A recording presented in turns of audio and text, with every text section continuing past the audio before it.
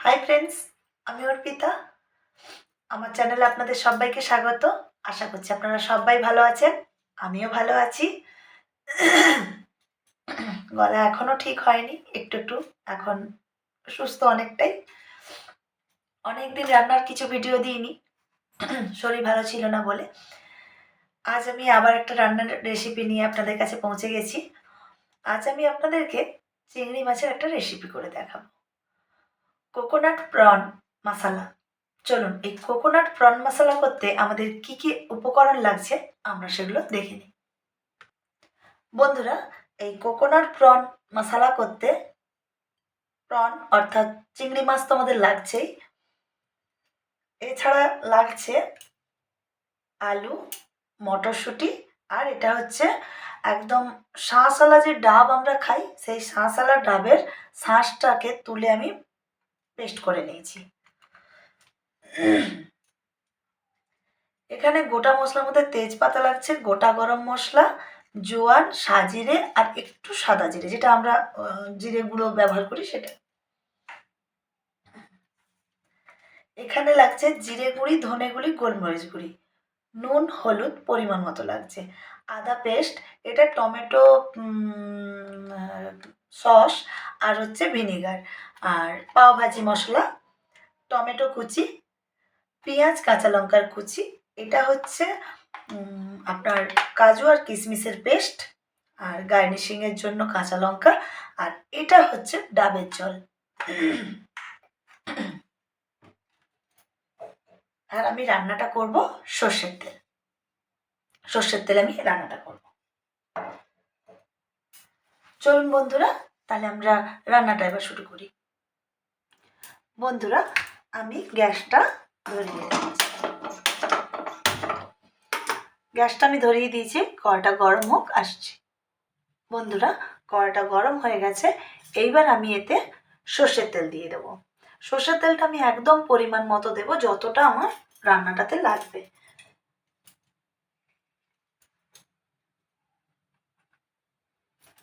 আমি এক্সট্রা করে পরে আর দেবো না, যা দেবো এখনই যতটা লাগবে আমি ততটা দিয়ে দেব।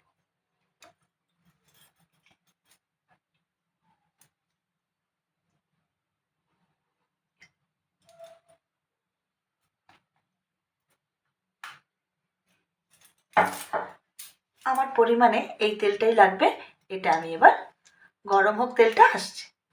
বন্ধুরা, তেলটা গরম হয়ে গেছে, এতে আমি প্রথমে তেজপাতাটা দিয়ে দেবো।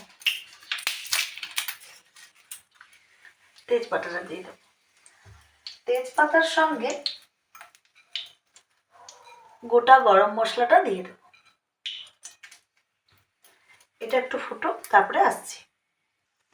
বন্ধুরা, তেজপাতা আর গোটা গরম মশলাটা ফুটে গেছে, এবার আমি জোয়ান, সাজিরে আর এমনি জিরে দিয়ে দেবো। দিয়ে একটু নাড়াচাড়া করে এর সঙ্গে আমি পেঁয়াজ কুচি আর কাঁচা লঙ্কা কুচিটা দিই।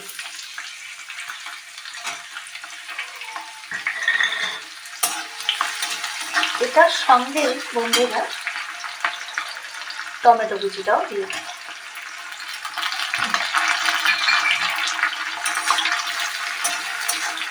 দিয়ে আমি একটু সময় এরকমভাবে নাড়াচাড়া করতে থাকবো, যতক্ষণ না টমেটোটা গলে আসছে আর পেঁয়াজটা রেডেস্ট করে ফ্রাই হচ্ছে।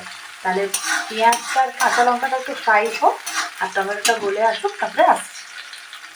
বন্ধুরা, টমেটো একটু গলে গলে এসছে আর পেঁয়াজটা আর কাঁচা লঙ্কাটা একটু ফ্রাই হয়ে গেছে, এর সঙ্গে আমি কোচানো আলুর টুকরোগুলো দিয়ে দেবো। আলুটা অপশনাল, আপনারা দিতে পারেন, না দিতে পারেন। আপনারা চাইলে যদি আলু আপনারা খেতে না চান তাহলে দিতে না পারেন, অ্যাভয়েড করে যাবেন। আলুটা ছাড়া আপনি করতে পারেন, কিন্তু আলুটা দিলে টেস্ট ভালো হয়। কিন্তু অনেকে তো আলু খান না, তো আলুটা ছাড়াও করতে পারেন। এরপরে আমি এটা কিছুক্ষণ ধরে কষিয়ে নিয়ে আসছি। বন্ধুরা, এরপর আমি এতে গুঁড়ো মশলা ইউজ করব। এটা হচ্ছে জিরে গুঁড়ি, ধনে গুঁড়ি আর গোলমরিচ গুঁড়ি। এখানে আমি পরিমাণ মতোই রেখেছি।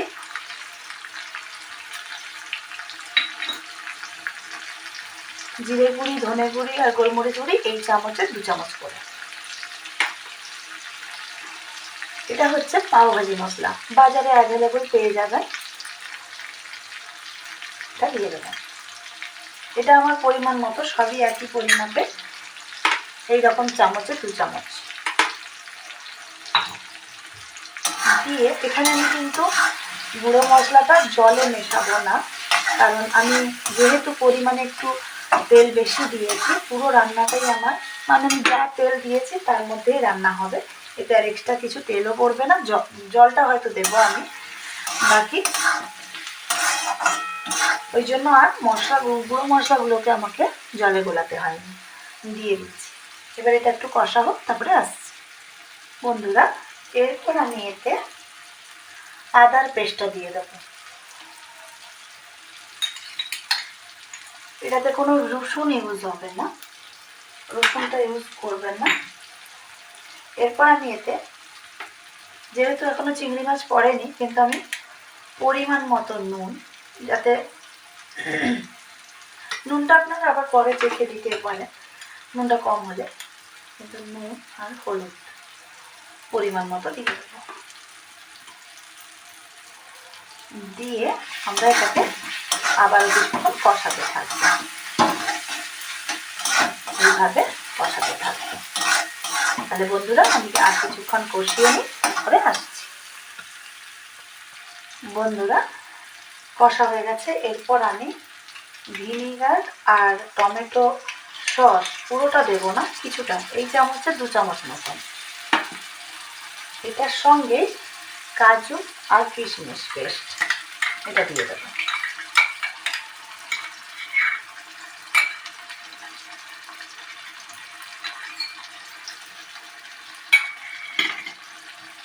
দিয়ে আমি কিছুক্ষণ করতে থাকবো।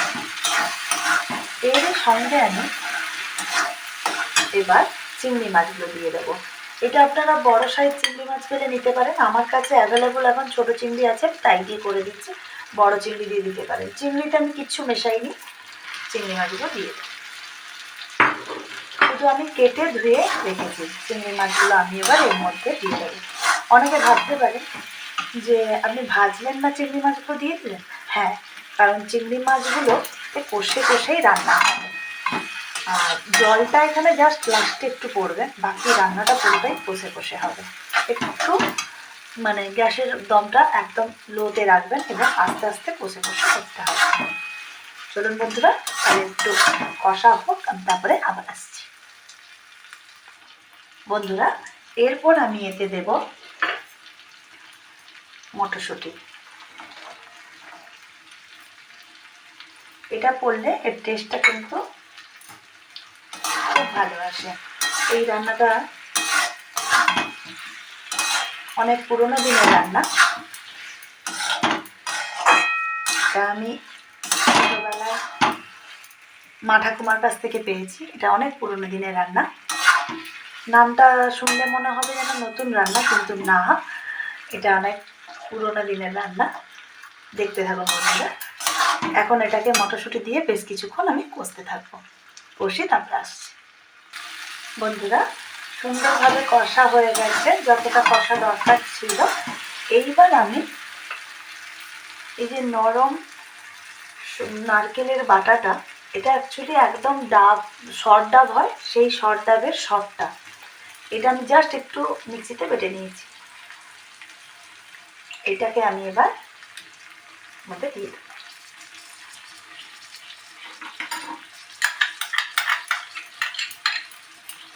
এটা দিয়ে কিন্তু বেশিক্ষণ কষবেন না, এটা দিয়ে আমি ভালো করে মিক্সড করে নেবো। দেখুন,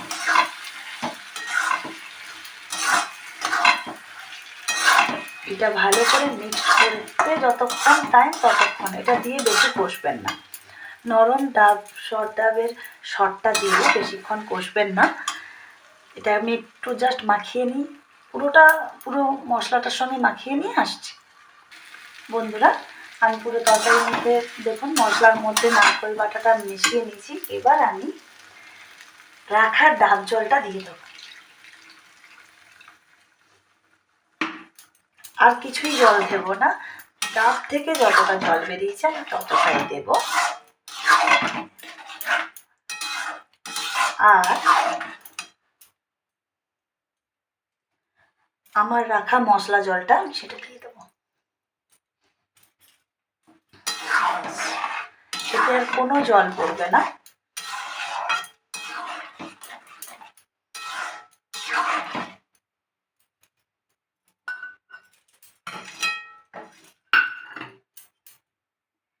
এইবারে বন্ধুরা এইভাবে থাকবে, আমি ঢাকনা দিয়ে দেব। এটা এবারে হোক, তারপরে আসছি। বন্ধুরা খুলে দেখব কতটা কি হয়েছে।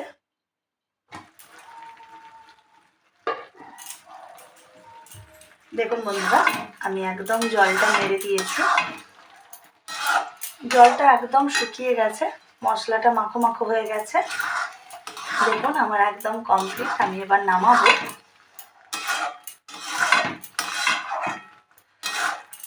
দেখুন এবার আমি প্লেটিং করে আসছি। বন্ধুরা আমার কোকোনাট প্রন মশলা রেডি এবং আমি প্লেটিংও করে দিয়েছি, দেখতে পাচ্ছেন।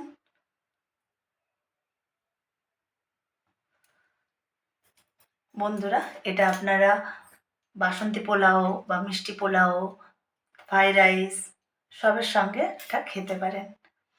এই রেসিপিটা অনেক পুরনো দিনের আগে মা ঠাকুমারা এইভাবে করতেন। এই রেসিপিটা আমার অনেক দিনের চেনা, মানে আমি এখনও বলতে পারি আমার মুখে লেগে আছে। এটা আপনারা, আমি যে স্টাইলে করেছি আপনারা বাড়িতে ট্রাই করবেন বন্ধুরা, আপনাদের ভালো লাগবে। বাড়িতে একবার ট্রাই করে দেখতে পারেন। বিশেষ করে কোনো অনুষ্ঠান, বাড়িতে কোনো অনুষ্ঠান আছে, তখন পোলাওর সঙ্গে বা ফ্রাইড রাইস আমাদের বাড়িতে হয় হামেশাই। চিকেন তো খাই আমরা, চিলি চিকেন সবসময় দিই। একবার এই প্রন রেসিপিটা করে দেবেন, অর্থাৎ চিংড়ি মাছের রেসিপিটা একবার করে দেখবেন, খুব ভালো লাগবে। আমার এই রেসিপির ভিডিওটা যদি আপনাদের ভালো লেগে থাকে তাহলে like, comment, share and subscribe করে দেবেন। আর সাবস্ক্রাইব করলে বেল আইকনটা প্রেস করে দেবেন বন্ধুরা। আজকের মতো এখানে, আবার অন্য কোনো দিন অন্য একটা রেসিপি নিয়ে আবার পৌঁছে যাব আপনাদের কাছে। রেসিপিটা কিন্তু ট্রাই করবেন বন্ধুরা। আজকের মতো গুড নাইট।